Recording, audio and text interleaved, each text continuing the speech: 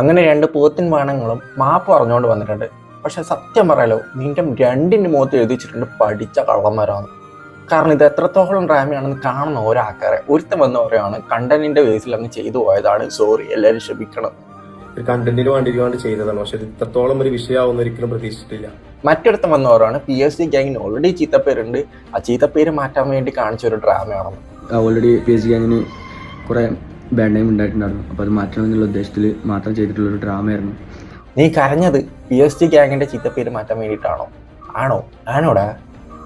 ഇടേ പറയുമ്പോൾ കുറച്ച് ലോജിക്കായിട്ടുള്ള എന്തെങ്കിലും പറടാ.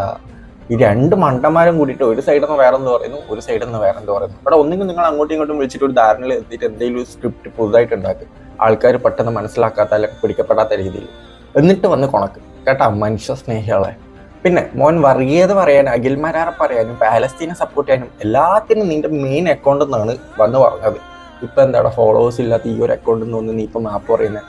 എന്താ മറ്റേ അക്കൗണ്ടിൽ നിന്ന് നീ ഓപ്പൺ ആക്കാത്തേ?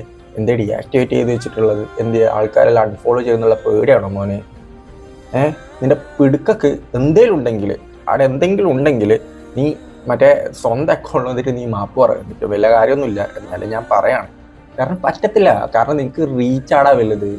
അതിന് നീ സ്വന്തം ഫാമിലി നീ മറ്റേ വർഗീയത ഉണ്ടാക്കിയിട്ട് ഇങ്ങനെ വന്ന് കൊണക്കും, നീ നിന്റെ പോത്തും. കാരണം നിങ്ങൾ രണ്ടുമില്ല, ഉളുപ്പില്ലാത്ത ഒരു കോയിൻ്റെ 2 വശങ്ങളാണ്. അതുകൊണ്ടാണ് നിങ്ങളുടെ മനസ്സിൽ റീച്ചിന് വേണ്ടിയിട്ട് ഇമാതിരിയുള്ള ചിന്തകൾ വരുന്നത്. എന്നിട്ട് എന്താണ് നാട്ടുകാരുടെ മുന്നിൽ മനുഷ്യ സ്നേഹിയാന്ന് കാണിച്ചുകൊണ്ട് ബാക്കിയുള്ള ആൾക്കാരെ വർഗീയവാദി, സംഘി, മറ്റേത് എന്തൊക്കെ നീ വിളിച്ചിട്ടുണ്ട്. ഇത് ഞാൻ അതായത് ഞാൻ അന്നൊരു വീഡിയോ ഇട്ടിട്ട് പിന്നെ വീഡിയോ ഇടാൻ എനിക്ക് താല്പര്യമില്ലാത്ത ഞാൻ വേറെ കണ്ടന്റ് വെച്ചിട്ട് അങ്ങ് പോകുന്ന എഴുത്തനാ. പക്ഷെ ഞാൻ ഇങ്ങനെ നിന്റെ കണ്ടിന്യൂസ് വീഡിയോ ഇടുന്നുണ്ടെങ്കിൽ അത് നീയും നിന്റെ തന്തയും കൂടി എന്നെ അത്രയും പ്രൊവോക്ക് ചെയ്തുകൊണ്ട് മാത്രമാണ്. പിന്നെ നിന്റെ വർഗീയത, നിന്റെ മനുഷ്യ സ്നേഹം എത്രത്തോളം ഉണ്ടെന്ന് നാട്ടുകാരെ കാണിക്കണം എന്നുള്ളത് എനിക്കൊരു ആശയമായിരുന്നു. ഇപ്പം എന്തായാലും വളരെ സന്തോഷമായി. നിന്റെ മനുഷ്യ സ്നേഹമാണോ, നിന്റെ എന്ത് സ്നേഹമാണെന്ന് നാട്ടുകാരും അറിഞ്ഞു, എല്ലാം അറിഞ്ഞു.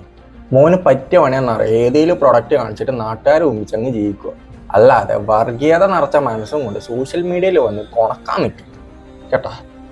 പോത്തും കുട്ടിയോടും കൂടി പറയണേ, നിന്റെ വീഡിയോ കണ്ടാൽ തന്നെ വെറുപ്പ് വരും സത്യമായിട്ടോ. സഹിക്കാൻ പറ്റൂല.